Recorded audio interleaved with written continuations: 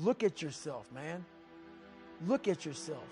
What am I going to do today to change what I see in this mirror? I'm trying to find more of myself. And the only way I can find more is to silence the world out as much as I can, because it's getting busier every day. It's getting faster. I put my phone away up and I go dark. I go dark a lot, and it's because I have to find out. I'm on a journey of life, and we all have a different journey. I like to take this 4-lane highway, the easy highway. We all love that 4-lane highway. We always step over the shovel. That shovel, I made my own path. But going through this path of life, this journey over here that you make yourself, that's incredibly difficult, and we're afraid. It's easier to accept the fact that I'm just not good enough. You have to go into those dark chambers that we often shut off, and you got to open them up. Fail, and you're going to be in your head, you're going to be saying, I'm not good enough. And it's how you get through that. It's how you get through that on a daily basis, when that thing is saying, man, I'm 43, I've done so much. You start to become civilized. The refrigerator gets full. You start making money, and you start, I'm not getting cold anymore. I'm retired. At 40, people shouldn't be playing basketball or football. Or at 43, I'm still putting 100-mile weeks. Still doing thousands of pull-ups, thousands of push-ups, because I'm not allowing myself to become civilized. The worst thing that can happen to a man is become civilized.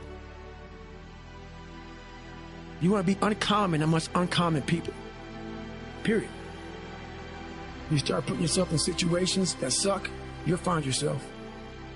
I'm big on being with yourself. I want to be forever proud of who I was as a man, and change who I used to be. The liar, the insecure guy, the guy who can, whatever. I want to be proud. If I die now, if I die at 8, if I die at 90, 100, I want to look at myself and say, I'm proud of myself. I believe in patience. I'm a patient dude. I can watch a piece of grass grow for 20 years because I know that it's just how you get somewhere in life. By being that monk-like mentality, being able to watch something grow very calmly, patiently. I can't go any faster. We do that to our brain. We put a governor on our brain. The second we feel pain, discomfort, suffering, all those words that we hate to say because we're in this happy, peaceful world we live in now, we stop. We slow down. And if you can get through these different barriers and gain 5%, 2%, 3%, that 40% becomes 60. At 60%, you become 70, 80, and 90. And then you'll hopefully one day near 100. That dreamer mentality just would always fuel me. It would just fuel me, man. What if I can be a SEAL, man? Now I run 205 miles. What if I can go? What if I can go? And what if, how would that feel? You have to go into those dark chambers that we often shut off, and you got to open them up.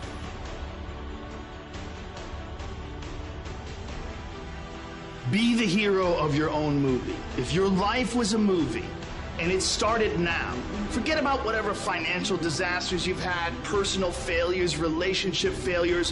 What would the hero of your life's movie do right now? Do that.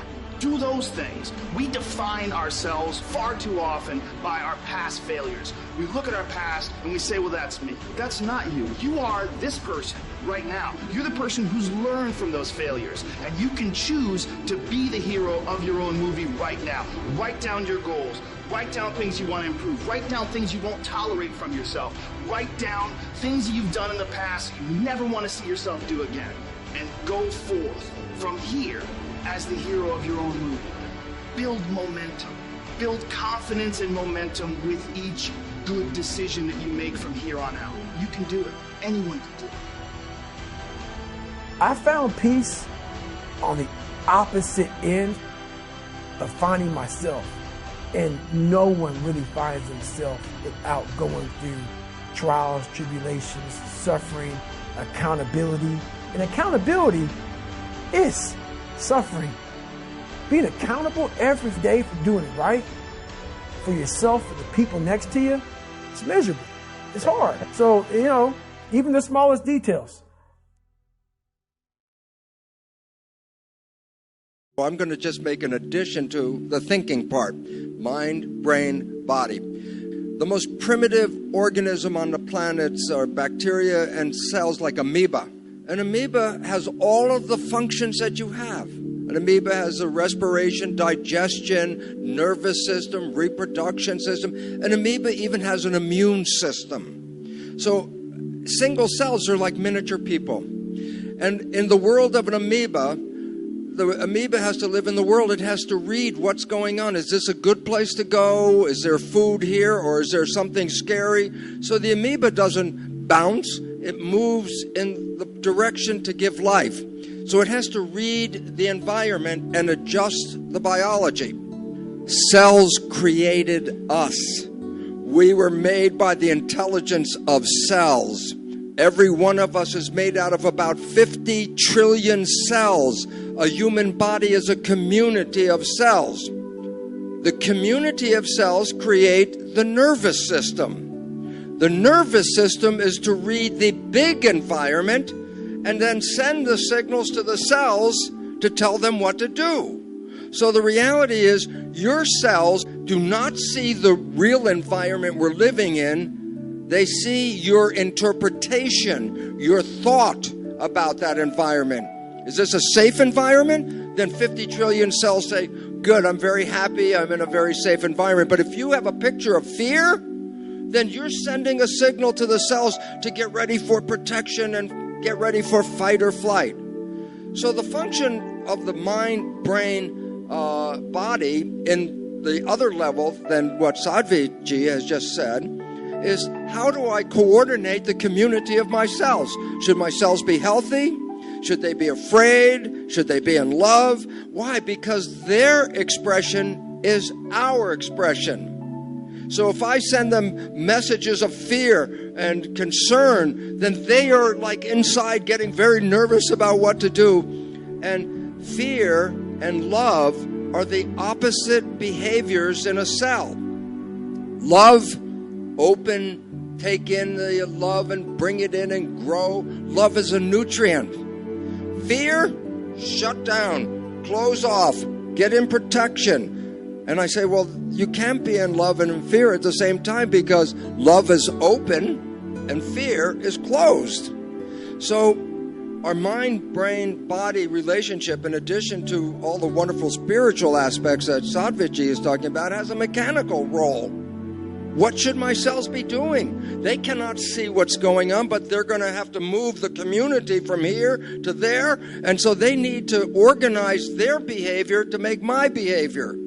So all of a sudden, your thoughts are not just contained in your head.